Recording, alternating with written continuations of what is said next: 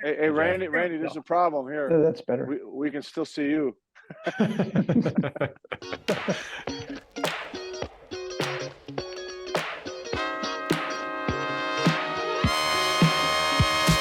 Raptors can't get it done against the Bulls. Chicago takes it 111-97. Welcome to Raptors Tonight. I'm Randy Urban, joined by Leo Rautins, Sherman Hamilton, and Jack Armstrong. Sherm, I thought the Raptors did a pretty good job of staying close early on, but how was Chicago able to gradually take control of this game? Well, I think the Raptors employed some of the same principles they did last night in terms of trying to get the ball out of DeMar DeRozan's hands. And that works when Zach LaVine's not on the floor. As we can see, when the ball got to Zach LaVine, it wasn't Alex Caruso trying to make a play. It wasn't Vucevic trying to make a play. It's Zach LaVine who can go get buckets. And it was difficult because he started to really, with his movement, with his ball handling and breakdown skills and shot creation, he was compromising the rotation of the Raptors. And then what happened, they spaced the floor very, very well. And their ability to move the basketball. They had 30 assists on 42 made field goals. So they kind of carved the Raptors apart because they spaced them out so far with the double team. And they were able to cut, pass, and break down the mismatches on the other side. Because oftentimes we were playing 4-on-3. So it was just a Chicago team that had a Zach LaVine who could make those kind of plays. And I really thought the Raptors defensively struggled throughout the course of this game to be consistent and to get stops. And some of that's the Raptors, and some of that is what Chicago is able to do with Zach on the floor. Leo, how did you see it? I don't think the Raptors played with the same intensity, obviously, as they did, last night. To Sherm's point, Zach LaVine creates different problems, but they just weren't – early on they started out aggressive, but the aggressiveness faded. And Chicago pretty much was able to do what they want to do. I mean, they got into the paint. They got out in the break. Their bench was much more productive. Second chance points were taken away from the Raptors. So, Chicago were the aggressors in this game. Obviously, Zach LaVine had a lot to do with it. But I didn't see that same pop, that same energy in their defense that they need to have against, a player like Zach LaVine when he's on the floor. Yeah, Jack, it was funny because the way they started, they were turning over the Bulls a lot. The Raptors, had a little 8-2 lead, or it wasn't huge, but the way they played at the beginning wasn't really indicative of how it went the rest of the way from your vantage point. Why do you think that happened? Did someone just come in and didn't see? I just think that a lot of it comes down to, who is the burden of adjustment on?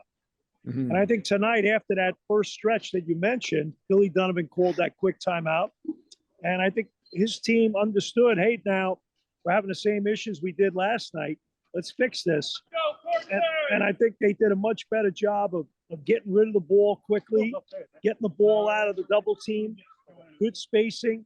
And as the guy said, as Leo said, you have Zach LaVine. That's the answer to a lot of issues. But ultimately, I just think their physicality was really good. And Fred VanVleet burned them early on. And I thought they did a better job of taking him out of it in the pick and roll game. And, look, Koloko is a young player. He's going to struggle a lot of times on back-to-backs.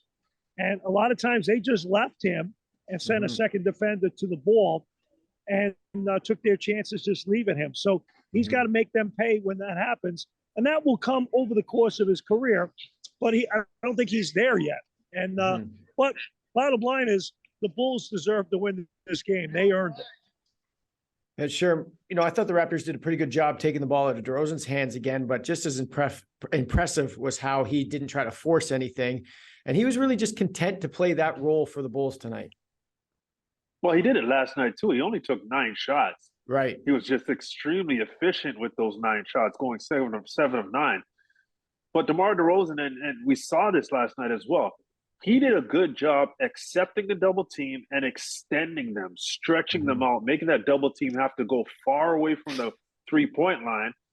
But the difference, and it seems simple to say, it's not this great genius breakdown, but when you can kick the ball to Zach LaVine, or Zach LaVine's the second person out of the double team to touch the ball, the defense is running at him. They're trying to match up.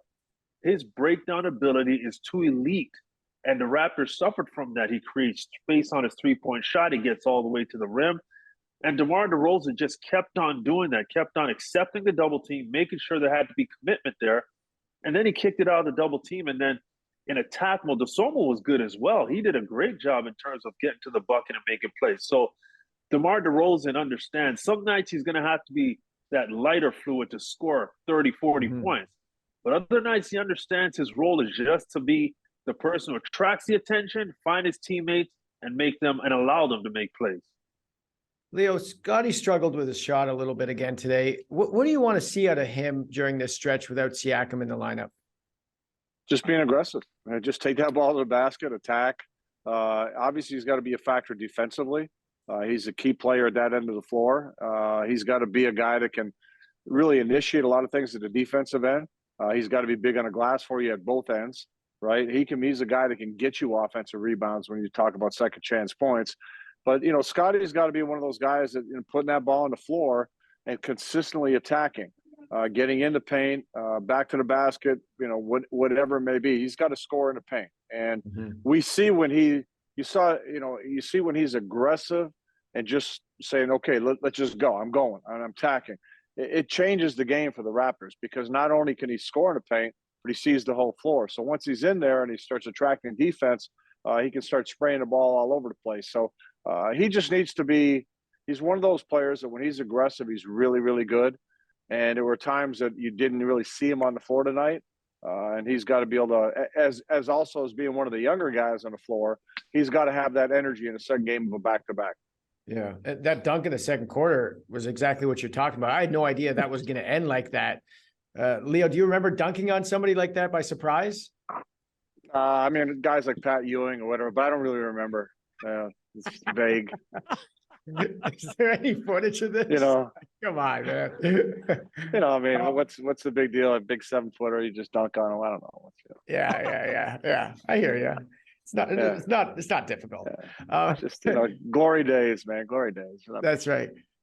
Jack, Juancho Hernan-Gomez got some playing time tonight. What'd you think of his minutes?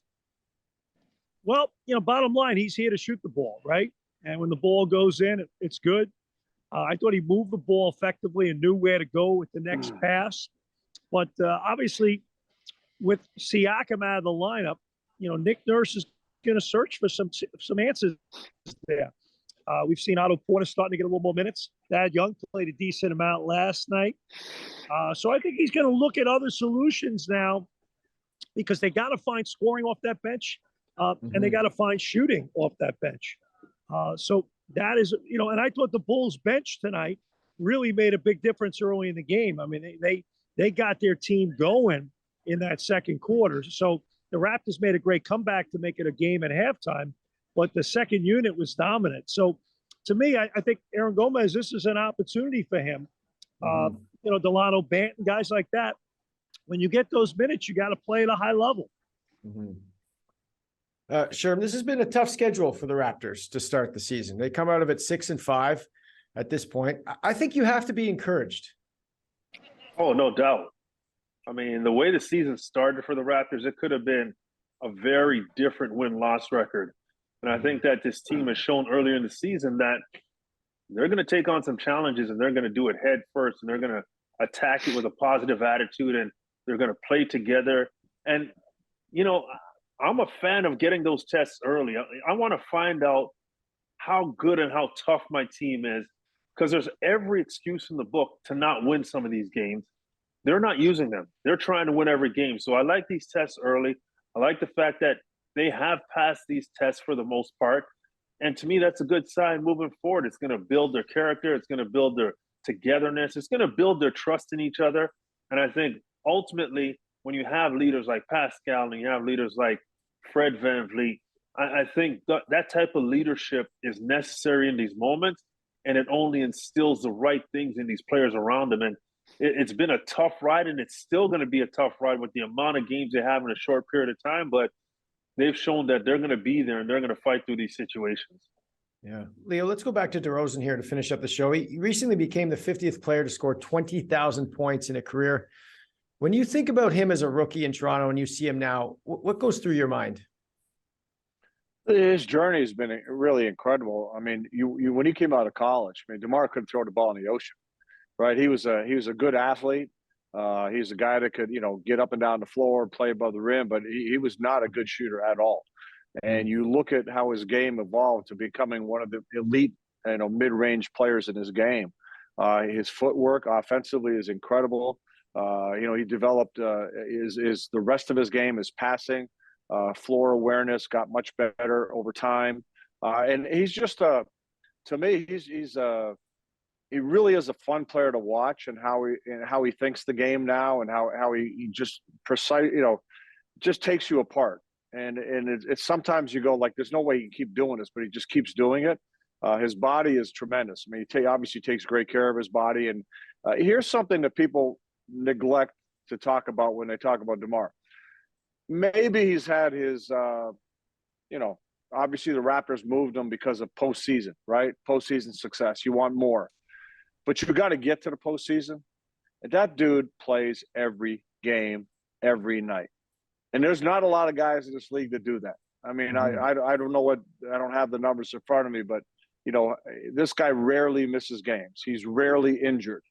And he comes to play, and he plays every single night. And there's not a lot of guys in this league that are as durable and as productive on a nightly basis as DeMar DeRozan. So there's a lot to be proud of when you look at his career, and a lot to be excited about watching him. Like I really enjoy watching him to this day. Real quick, Jack, he's a future Hall of Famer, no doubt, right? He's one of my all-time favorites because not only is he a terrific player, but he's a wonderful person. And this first class, and to Leo's point, this guy is a gym rat. He doesn't cheat the game. He loves the game. He just puts it out there every night. And I'll never forget meeting his college coach, Tim Floyd. Had coached DeMar at USC. I was chatting with him. And it was early in DeMar's career, like a month or two in. Tim Floyd was in the NBA as an assistant coach at that point. And he said, this guy is the most coachable young man you're going to have. He's a workaholic. He puts his time in. He's going to be a really, really good player in this league. And, a lot of coaches say it, and it's lip service. There was no lip service. You could see it. Sure. Hall of Famer? Well, I think DeMar is continuing to build that resume towards that. I will say this, all the things the guy said about DeMar, it's so true, but I was always impressed with how every summer he came back with a new part to his game. Yes. And it was right into play right away in the season, and he just continued to put it together. And also, remember, he comes up in the era where the three-point shot was the greatest thing now. You got to shoot the three. You got to shoot the three. He stayed true to who he was, how he felt the game should be played. And when they said he was too much of an isolation player, he learned how to pass the ball. He found teammates. He started to play that rounded game. It's just a testament to how good he is, how much work he's put in. And as Jack said, he's one of the classiest people you'll ever meet. Hey, Randy, did you hear what Jack said, Randy? Yeah. Don't cheat the game. I haven't been cheating the game. Don't cheat the broadcast. Hey, Leo, it's too late Don't for that kind of advice for Randy. It's over. Leo, don't worry. There's going to be like 3 pounds of wings for you on Wednesday night. So make sure you don't cheat yourself and put all those back right before the end of the show. Just keep that coffee pot, Phil. Okay, so yes or no, he's a Hall of Famer. Yes or no, DeMar's a Hall of Famer. Leo. Are you talking to me? Yeah. Yeah. Yeah, he's going to be a Hall of Famer. I mean, come on. You have a longevity, all-star games, numbers. Yeah, he's going to be a Hall of Famer for sure. Jack, yes or no? Yes. And make sure Leo's got a lot of chicken wings on Wednesday night. All right, guys, get a stop here. Next game for the Raptors, back home Wednesday night against the Houston Rockets. 7:30 p.m. Eastern is the tip. And don't forget, come by Real Sports after the game. You can see this man eat live and in person. We will be streaming the game live on YouTube and taking your questions and comments during the show. Thank you for watching. And you guys feel free to eat too. You guys feel free to eat and enjoy a little bite after the game instead of, just sitting there listening to Randy ramble. I'm going to eat tomorrow, Leo. Don't worry. We'll share a plate of nachos. All right. Okay, but we're on Wednesday, so you eat tomorrow. Good. Yeah. You eat tomorrow. That's right. Don't take any of our food. All right. See you guys. Good night, guys.